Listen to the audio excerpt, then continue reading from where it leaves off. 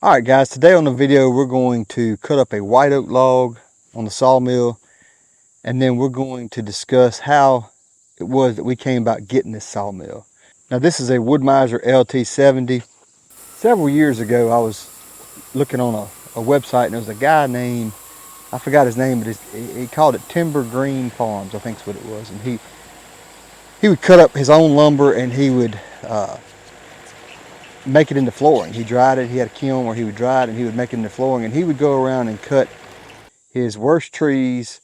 And he really, I like the way he kind of took care of the forest. And a lot of times when a timber company comes in, they'll destroy a lot of stuff. Not that that's just the way they operate. They got big equipment, and you know, they pay the landowner pretty good money if you got a pretty good bit of land, but it's not really enough. It's not a lot of money for the value of the timber. The man growing the timber don't make near as much as the man cutting the timber, if that makes any sense. But so I decided I wanted to try to get me a sawmill from looking at that guy, and I'm not sure if he's even still around. But so first thing I did, went and bought me a big chainsaw. I was going to take a tree, cut it down, take it to a local sawmill, let them cut it up and see if I could sell it. That was my plan. And so I cut down a large white oak tree. Now today I regret doing that, but I cut down a large white oak tree, and I took my daddy's tractor. It was like a 50 horsepower Kubota, and I was going to pull it out and take it to the local guy that had a Woodmizer. And so when I got down there and got hooked up with the tractor, I realized that my equipment was not big enough to pull that tree. So I basically ruined that tree, and ruined my dream of getting a sawmill, because I knew without the equipment, without the proper equipment, there was no way I could get a sawmill. Well, fast forward about 10, maybe 15 years, and my buddy had a dozer that he knew somebody that was selling it. So I said, hey, let me get that dozer. And we were able to pay trade-in value. We had the guy from Caterpillar came and he looked at the dozer and he said, this is what I'll give him for it. So I gave him $1,000 more than what the Caterpillar dealer was going to give him for that dozer. So I was able to get a pretty good deal on a dozer. After that, we started thinking about getting a sawmill again, because I knew I had the proper equipment to get any tree out that I needed to get. So we looked around for a little while, went and looked at a used sawmill. Really didn't want something we had to work on a lot, and we decided on this sawmill. Now this sawmill is probably a lot more than what we need, but it gets it done pretty fast, pretty quick. But being able to have the equipment, the dozer, is what allowed us to be able to get that sawmill. Now we've used this sawmill, I mean, to build sheds, to build barns, and for the first 5 years, that's all I did. I cut my own wood. If I wanted to have a raised bed for gardening, I cut my own wood for that. And then during COVID, when we were out of work, I decided to put some on, I think it was Craigslist at the time, and some guy bought $1,000 worth of wood. And so I thought, you know, that's a pretty good deal, because it didn't take me long to cut it. When you're selling it to the end customer, you can sell it for a lot more than you can if you're selling it to a sawmill, or if you're selling it to somebody that dries lumber. And so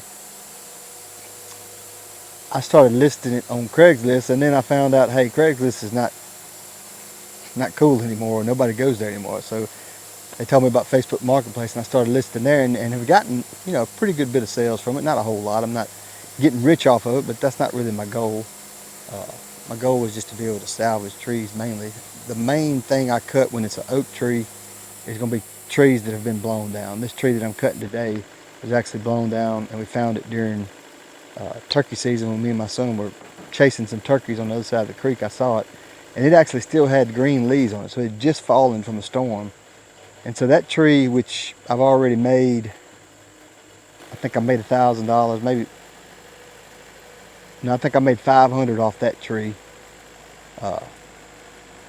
I had to use another log to get the rest of the order, but so I got a dead tree that I can make $500 to $1,000 off of, that would have just rotted. And I'm able to do that with this sawmill. Now these, obviously the equipment cost is high, and we won't get into that today, but it's just enjoyable to me to be able to take lumber that had fallen and would just go to rot, just go to complete waste, but you're able to take it, put it on this sawmill, and cut usable lumber. Now, you know, if I ever get in it to where I'm cutting a lot, the place where I am, we were fortunate enough to inherit this land from my granddaddy, who came here in 1929. But it's enough trees here to where I should never run out of trees. So, but I don't like cutting them. I like to get the ones that are damaged. There are some that need cutting. There's a few that's 35, 36 inches that I need to cut, because if it gets too big, it won't fit on the sawmill. So my goal with having this sawmill is to be able to cut the large trees and salvage the small ones. Now, I haven't been able to get to the cutting of the large trees, because all I've been doing is cutting trees that have fallen over for the most part. But for now, I try not to list unless I got a tree that I can use, because I really don't like cutting down trees that are 26, 27, 28 inches. I don't want to cut those trees. I want to wait till they get big, or like I said, until they've gotten blown over by a storm. But you know, if you're going to get a sawmill, I think obviously you don't need one like this. You can start with a smaller one and then just kind of work your way up as you go.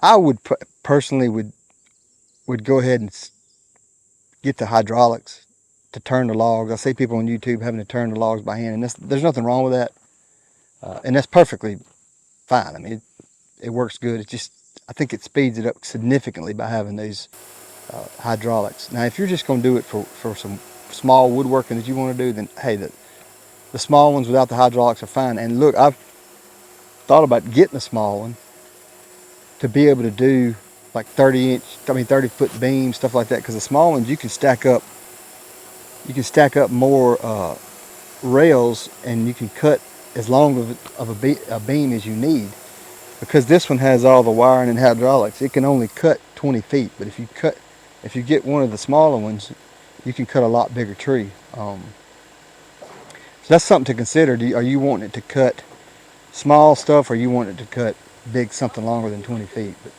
for me, I don't really need a lot for 20 feet. I've had a few people that wanted longer boards than 20 feet, but it just doesn't justify the cost. If I